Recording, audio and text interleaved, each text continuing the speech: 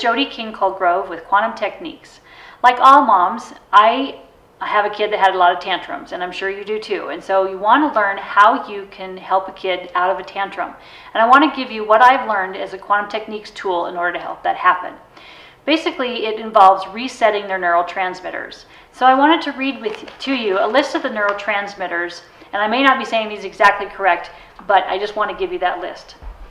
Asparic acid, epinephrine, norepinephrine, dopamine, glutamine, PEA, histamine, substance P, GABA, glycine, taurine, augmentin, serotonin, glutamine, DOPAC, serotonin, MNDA, NNA, and acetylchlorine.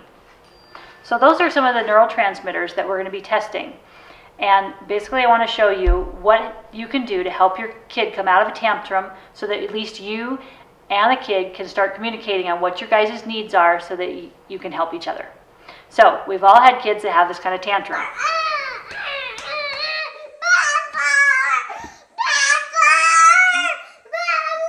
So when my child was having this tantrum, basically what I do is I want to reset their neurotransmitters. So the neurotransmitters are two places. It's one in the brain and also in the gut. So I think about touching my gut, and I think about the list I just read, and I run my fingers kind of like over that list. And then I reset it by tapping my fingers above the ears. The next thing I do is I'm resetting the neurotransmitters in the brain.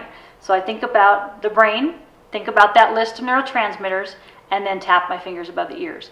And believe it or not, within 15 seconds, the child will kind of come out of the tantrum and be able to kind of breathe a little bit better, and then be able to hold a conversation with you on kind of what each other's needs are.